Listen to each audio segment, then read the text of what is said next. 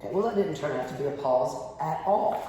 Okay, so what we've been talking about is the fact that when we heat up elements, the electrons, some of the electrons will get energized and they will jump from their ground state, their normal location from the nucleus, into an excited state further away from the nucleus.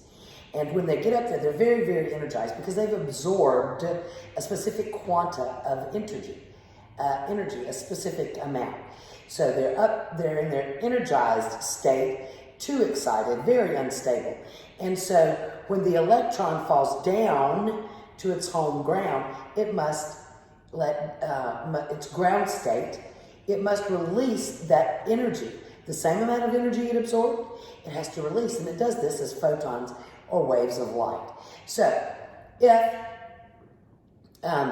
the wavelength of the light, the photon of light energy that is released by the electron as it comes back down, if it is in the visible spectrum, the wavelength is in the visible spectrum, we will be able to see it as color. This is an identifying mark among elements. Each element has its characteristic flame test color. Now, some of them may release wavelengths of light in the UV frequency or the infrared frequency, and we wouldn't be able to see those. But there are many that we can see in the visible light spectrum. And so I'm going to show you some classic examples, and you will identify these. So what will happen here is I'm going to do the flame test. That means I'm going to heat up some of the salts that contain these metals. And I'll tell you the name of the metal. I'll show you the flame color, and you will pause the video, and you will use the spectrum picture that I gave you, posted on Edmodo.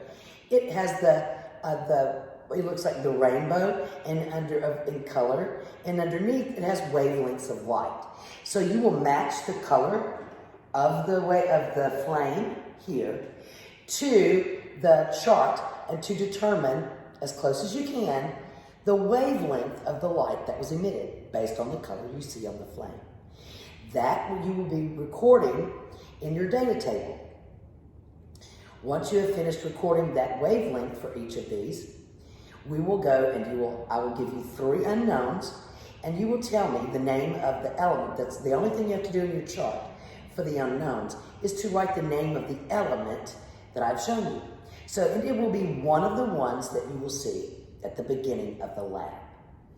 Now, after we've done that, you will read the directions on the front. You will show all the work for calculating the wavelength. You've got the wavelength, so you're going to calculate the frequency of that wavelength, of that light that was emitted for lithium, and the energy for lithium. And you're going to show all your work as it tells you on page 2, just underneath your chart. You will complete the same work calculating frequency and energy released for each of the elements we tested today, and you will put those in the chart. And then you will answer the questions related to the flame test lab. Okay, so I'm going to turn off the lights, and I will do the flame tests for each of the elements you see. Now you can go ahead and cross calcium off on your list, because I'm not going to test calcium today. Okay? All right. So let's begin. Let me turn the lights off.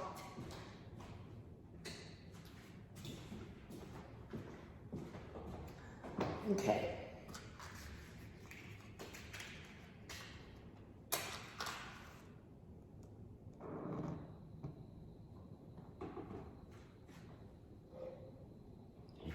I'm going to try to move this camera a little bit closer.